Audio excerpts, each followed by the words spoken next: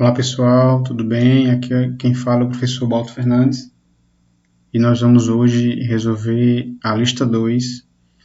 Essa lista ela contempla o conteúdo estudado na videoaula 2, cujo tema é Leis de Newton, que é a parte 2 de dinâmica na nossa sequência de conteúdos. Então, eu já apresentei a lista aqui na nossa lousa eletrônica, no nosso quadro digital aqui. E eu vou fazer a resolução aqui ao lado e vamos acompanhar a leitura. Vamos lá. Então vamos para a questão 1.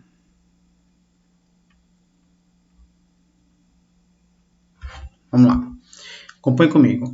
Considere o movimento de um objeto sujeito à ação de várias forças, de modo que a resultante dela seja nula em todos os instantes. Vamos aqui idealizar uma situação.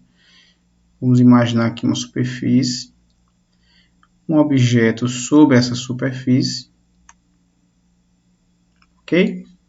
E vamos representar aqui algumas forças. Vamos desenhar aqui uma força chamada de F1, horizontal para a direita.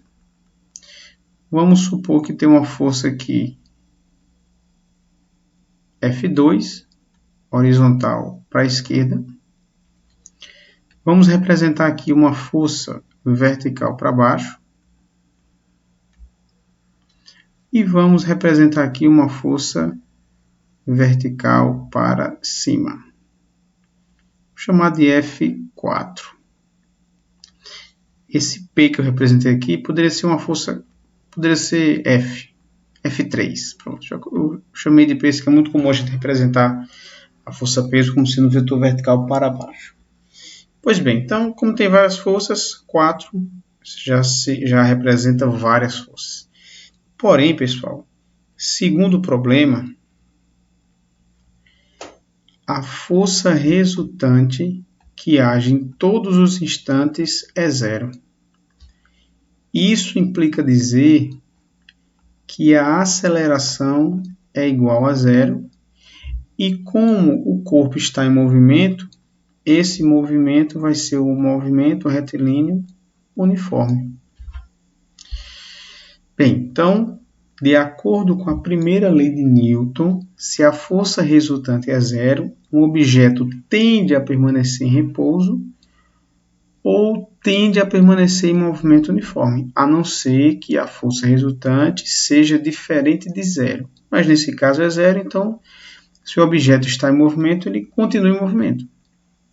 Bem, então, diante disso, vamos ler as alternativas, as opções. Primeiro item. Se o objeto estiver inicialmente em movimento, ele não poderá atingir o repouso. Bem, se o objeto está em movimento e esse movimento é uniforme e a força resultante é zero, ele não vai atingir o repouso. Correto? Vamos para o item 2. Se o objeto estiver inicialmente em movimento, ele poderá atingir o repouso. Bem, o item 1 responde o item 2. O item 2 está falso. E o terceiro item, se o objeto estiver inicialmente em repouso, ele poderá entrar em movimento. Também está errado. Se está em repouso, tende a continuar em repouso. Então, por isso que a questão 1, a resposta certa é a alternativa letra C. Ok? Vamos para a questão 2. A questão 2, pessoal, para adiantar, eu já coloquei aqui a figura ampliada, certo? Para facilitar na visualização do problema. Então, vamos para a questão 2. Vamos lá. Vamos ler aqui o problema. Belém tem sofrido com a carga de tráfego em suas vias de trânsito. Os motoristas de ônibus fazem frequentemente verdadeiros malabarismos, que impõem desconforto aos usuários devido às forças inerciais. Se fixarmos um pêndulo no teto do ônibus, podemos observar a presença de tais forças, sem levar em conta, olha isso aqui é importante, os efeitos do ar em todas as situações e o pêndulo ele está em repouso em relação ao ônibus. Muito bem. Bem, aí ele pergunta, sendo V a velocidade do ônibus e A a sua aceleração, a posição do pêndulo está ilustrada corretamente. Ele quer saber em qual situação dessas o pêndulo está corretamente representado. Então vamos usar aqui essa figura ampliada para facilitar na observação de algumas representações, ok? Vamos lá. Observem, pessoal. Na situação 1, o ônibus está se movendo para a direita e a aceleração é 0. Se a aceleração é 0, a força resultante também é 0. Então, aqui no pêndulo, nós temos a força gravitacional, ou força-peso, vertical para baixo, e nós temos aqui a tração. Para a força resultante ser 0, tem que ter pelo menos duas forças e elas devem apresentar direção igual e sentidos opostos. E esses dois vetores não têm a mesma direção. Então, de cara, o pêndulo não está representado corretamente. Vamos para a situação 2. Na situação 2, o ônibus se move para a direita e a aceleração também é para a direita na mesma direção. Então, na situação 2, nós podemos afirmar que o movimento ele vai ser acelerado. Se o movimento é acelerado, só corrigindo aqui, se o movimento, pessoal, ele é acelerado, então o pêndulo inicialmente estava em repouso, né, sobre a ação da força-peso. Aí eu vou ter aqui a força-tração. Então, se ele estava inicialmente parado, ele tende a ficar parado enquanto o ônibus se desloca para frente. Então, essa configuração 2, ela está correta. Vamos para a terceira? Bem, se a situação 2 está certa, a 3 está errada, porque o pêndulo não pode, nessas condições dos vetores velocidade e aceleração, o pêndulo não pode, né, tender a continuar em movimento, já que está parado, então ele tende a ficar, então ele tem que ficar para trás. Então, sistema 3 aqui não é possível. Bem, vamos para o 4. No 4, o ônibus se move para a direita em função do vetor velocidade. Aí observe que o vetor aceleração é contrário ao vetor velocidade. A situação 4 caracteriza um movimento retardado, que é aquele movimento cujo módulo da velocidade está diminuindo. Ou seja, o ônibus está freando. Se ele está freando, a tendência é o pêndulo continuar em movimento, ou seja, deslocar-se para frente. Então, a situação 4 está falsa. Se a 4 está falsa, a 5 ela está correta. Ok? Então, exercício, questão 2, sistema 2 e 5 corretos. Isso está na letra B, 2 e 5 corretos. Então, exercício 2, letra B. Tudo bem? Vamos para a questão 3. A questão 3 a gente dá para resolver aqui na própria figura. Vamos ler o problema. A tirolesa é uma prática recreativa na qual uma pessoa, presa a um sistema de roldanas que permite o controle da velocidade, deslize por um cabo tensionado. A figura mostra uma pessoa praticando tirolesa e 4 possíveis direções e sentidos da força resultante sobre ela. Então, observem aqui no enunciado que... Sim, está aqui embaixo. Ó. Supondo que em dado instante a pessoa desça, está descendo, em movimento acelerado. Se a pessoa desce em movimento acelerado, pessoal, vamos fazer aqui na figura. Então, eu vou ter aqui uma aceleração. A força resultante vai apresentar a mesma direção e sentido da aceleração. Ok? Essa ideia surge de onde? Da segunda lei de Newton. Ok? Vamos lembrar a segunda lei de Newton? Força resultante é massa vezes aceleração. Ok? Tá aqui, ó, massa vezes aceleração. Essa operação aqui, massa vezes aceleração, a gente chama de produto escalar. Onde você tem uma grandeza escalar, que no caso é a massa, e uma grandeza vetorial, que é a aceleração. Esse produto vai fornecer sempre uma grandeza vetorial, que no caso é a força. E por que a força tem mesma direção e sentido da aceleração? Porque a massa é uma grandeza escalar sempre positiva. Então, sempre força e aceleração tem a mesma direção e mesmo sentido. Dessa forma, se a aceleração é para baixo, ou melhor, se a aceleração tem essa direção, a resultante também. Se você olhar para o desenho, qual vetor ou qual força tem a mesma direção dessa que eu representei aqui? Isso, ó, exatamente. Então, o 2 tem a mesma direção e sentido desse que foi representado aqui. Ok? Então, exercício 3 é a letra E.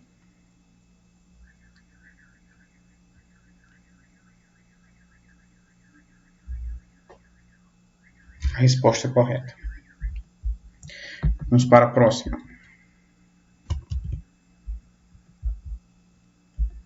Vamos para a questão 4, pessoal. As opções estão na página 2 que eu apresento já, certo? Vamos para os itens aqui, aí depois a gente vai para as opções.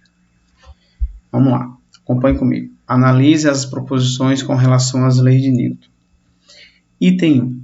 A massa de um corpo é uma grandeza escalar que quantifica a inércia do corpo. Nós vimos isso, e massa é uma grandeza que está associada à inércia, né? É a medida da inércia de um corpo. Ok? Isso está expresso na videoaula 1. Então, qualquer dúvida, assistam lá. Segundo item. Os estados naturais de um corpo são o repouso e o movimento retiliniforme. Também corretíssimo. Vimos isso aqui. Vamos para o terceiro item. Uma força impressa ao corpo modifica o seu estado natural somente alterando a sua velocidade. Esse somente aqui deixou a alternativa meia vaga. Porque não altera a sua velocidade, pode promover deformação, como nós vimos na videoaula 1 também. Item 4. A lei da ação e reação se refere às forças que são aplicadas a um mesmo corpo. E vimos que a ação e a reação agem em corpos diferentes, ok? E não no mesmo corpo. E o item 5. Para toda força aplicada por um corpo A sobre um corpo B, existe uma força de módulo igual e sentido contrário aplicada pelo corpo B sobre o corpo A. Exatamente. Isso retrata a lei da ação e reação. Para toda ação, temos uma reação de mesma intensidade, mesma direção e sentidos contrários, ok? Então, para dar sequência aqui, eu vou apresentar a página 2 e nós vamos ver a alternativa correta da questão 4. Então, vamos aqui apresentar a página 2, da lista 2. Essa aqui, ó. Pronto. Vou só ajeitar aqui. Pessoal, lembrando que essa lista ela tem gabarito e eu vou sempre estar resolvendo a lista de exercícios de fixação para que vocês possam acompanhar e ver se está tudo ok nos conteúdos, enfim. Vamos... Opa, foi muito... Acho que deu certo aqui. Então, ó, exercício, questão 4 é 1, 2 e 5. 1, 2 e 5 está na letra A. Então, exercício 4, questão 4, alternativa correta, letra A. Ok? Vamos para a questão 5. Questão 5. Vamos lá. Acompanhe comigo. Na imagem abaixo, o He-Man, personagem muito forte de desenho animado, está sobre o solo, segurando o trem de pouso do helicóptero que está parado no ar a 2 metros do solo. Aqui está a ilustração. Vamos lá. Então, a figura mostra He-Man com a intenção de puxar o helicóptero para baixo. Considere que, vamos lá, a massa do helicóptero é 20 vezes maior que a do He-Man. Vamos anotar isso aqui. Ó. Se for preciso fazer algum cálculo, a massa do helicóptero é igual a 20 vezes a massa de He-Man. Confere? E que esse personagem pode fazer uma força. Então, olha só. A força que He-Man vai fazer é cerca de 30 vezes maior que o peso dele mesmo, de He-Man, ok? Não está explícito aqui, mas você pode calcular a força-peso pelo produto M vezes G. Bem, vamos então para as opções, para ver o que a gente pode fazer aqui. Letra A. É possível, porque ele diz o seguinte, He-Man quer puxar o helicóptero. Então, segundo as leis da física, será possível ele realizar essa ação? Então, vamos ver aqui letra por letra. Letra A. É possível, pois He-Man faz uma força bem maior para baixo que o peso do helicóptero. Bem, pessoal, para você comparar isso aqui, ó, vamos fazer aqui um cálculo bem simples. Veja só. A força de He-Man, eu vi que é 30 vezes o peso de He-Man. Como que eu posso calcular o peso de He-Man?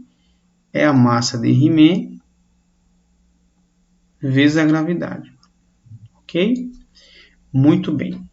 O problema disse que se a massa do helicóptero é 20 vezes a massa de He-Man, o peso do helicóptero é 20 vezes o peso de He-Man.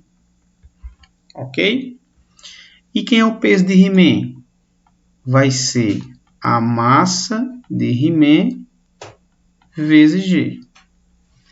Então, se nós dividirmos esse membro por esse aqui, olha o que vai acontecer. Vamos fazer aqui embaixo. Força de He-Man dividido pelo peso do helicóptero. Aí aqui eu vou ter 30 massa de He-Man vezes G sobre, aqui vai dar, ó, 20 massa de He-Man vezes G. Cancela isso aqui, ó. Os dois zeros, 3 sobre 2, isso vai dar 1,5. Ou seja, a força que He-Man faz é maior, mas não é muito maior. Então, aqui por isso que o item, a letra A está errada. Ok? B. É possível porque He-Man possui energia maior que a energia potencial gravitacional do helicóptero. Aqui, nós ainda vamos ver esse conteúdo, mas vou adiantar aqui um negócio para vocês. Ó. O solo pode ser considerado o nosso nível de referência. Ok? Vejam que o helicóptero ele está a uma certa altura desse nível de referência. Tudo bem? Eu vou dizer aqui que ele está a uma altura H, que no problema é 2 metros. Então, a energia potencial está associada à altura. Então, o helicóptero tem energia potencial em relação ao solo, mas He-Man não tem energia potencial porque ele está no nível de referência. Então, por isso que a letra B está errada. Ok? Vamos então para C. Não é possível porque a força que He-Man faz é igual e contrária à força que o helicóptero faz sobre ele. Lembrando, pessoal, a força que He-Man faz é igual e contrária à força que o helicóptero faz sobre ele. He-Man está puxando o helicóptero e o helicóptero está puxando He-Man. Essas forças não podem se equilibrar porque elas agem em corpos diferentes. He-Man aplica uma força no helicóptero e o helicóptero aplica uma força em He-Man. Tá? Então ele não vai se mover, não é por isso. E a letra D, que deve ser a resposta correta, né? Não é possível, pois a força que He-Man faz é irrelevante, já que seus pés não estão presos no solo. Exatamente. Tá bom? Então, exercício 5, letra D. Ok? Vamos para a questão 6. Questão de número 6. Sobre uma mesa plana e horizontal, o computador em repouso fica sujeito à ação de duas forças verticais. A força peso, que é essa aqui, exercido pela terra, e a força normal, que é essa aqui, exercido pela mesa. Ok? Muito bem. Observem que são duas forças que estão atuando no mesmo corpo. O peso no computador e a normal também. Um detalhe é o seguinte, que você pode entender aqui da seguinte forma. Essa força normal é uma reação da superfície. Então, o que vai acontecer? O computador está aplicando uma força no chão. Eu vou chamar aqui de N'. A reação é a mesa aplicar uma força no computador. Então, essa força normal e N' formam a sua reação. Ok? Bem, a Terra está puxando o computador com a força peso. O computador está puxando a Terra com a mesma força, a sua reação. Mas o peso e a normal, essas duas forças aqui não formam um par de ação e reação. Ok? Então, diante disso, vamos para as opções. Letra A. Essas forças são iguais, são não nulas e constituam ação e reação. Aí que está o erro. Vamos para a letra B. Essas forças são diferentes, elas não são diferentes.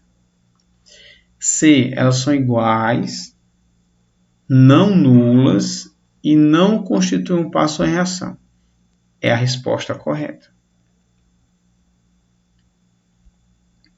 Ok? É a resposta correta, é a letra C. E a letra D diz que são diferentes, elas não são diferentes. E a letra E são iguais, beleza. Aí são iguais a zero, aí não tá, não pode ser. E não formam par de ação e reação. Então, exercício 6. Exercício 6, pessoal, letra C. Tá bom? E chegamos aqui ao final, né? No último exercício, última questão, questão 7. Essa questão 7 eu vou fazer, nem dá certo fazer aqui. Eu vou ler e depois eu passo os dados para cá. Vamos lá, acompanhe comigo. Duas forças, F1 e F2, de mesma direção e sentidos opostos, agem sobre um objeto de massa 2. Então vamos lá. Questão 7. Vamos anotar aqui os dados do problema. Então, ele já fornece para a gente a massa do objeto, que é 2 kg. Ele fornece a aceleração do evento, 8 metros por segundo ao quadrado. E ele disse, pessoal, que a força F5 é 20 vezes... Ou melhor, se a força F5... Desculpa, a força... Pessoal, deixa eu só corrigir aqui, tá? Não é, seria F5, né? A força F1 é 5 vezes maior que a força F2. Tá? E a questão quer saber qual o valor de F2. Bem, para você achar F2, você precisa saber quem é F1, né?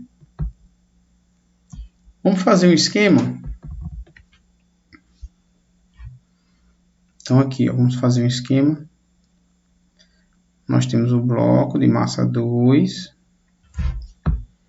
Aí essas duas forças estão atuando na mesma direção e sentidos opostos.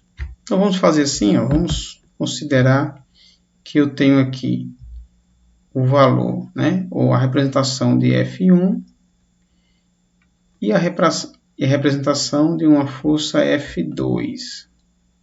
Eu vou só reduzir aqui um pouquinho, né, porque como F1 é maior, então o vetorzinho tem que ser menor para F2. Bem, para você calcular, ele quer saber o valor de F2. Então, para a gente calcular F2, eu vou usar a segunda lei de Newton. Ó, força resultante, massa vezes aceleração. Quem vai ser a força resultante? Eu vou chamar F1 menos F2. É igual a massa 2 vezes A. F1, ele disse que é 5F2. Então, 5F2. F2, eu não sei quanto vale, mas eu vou repetir F2. A massa é 2 e a aceleração é 8. Então, agora ficou fácil. Ó. 5 menos 1, 4F2. 2 menos 8 vai dar 6. Ok? Perdão, pessoal. É 2 vezes 8, que vai dar 16. Portanto, F2 vai ser 16 dividido por 4, que isso vai fornecer para a gente 4 newtons. Pronto. Essa é a resolução da questão 7, que tem como resposta a letra D. Ok? Então, questão 7, resposta letra D. Com isso, nós encerramos, pessoal, a nossa lista 2. Tentem resolver as questões. Revejam a videoaula. Se você gostou, deixa o seu joinha, não esqueça. E um comentário na descrição do vídeo. Ok? Com isso a gente encerra. Um abraço e até a próxima resolução, agora da lista 3. Um abraço e até logo.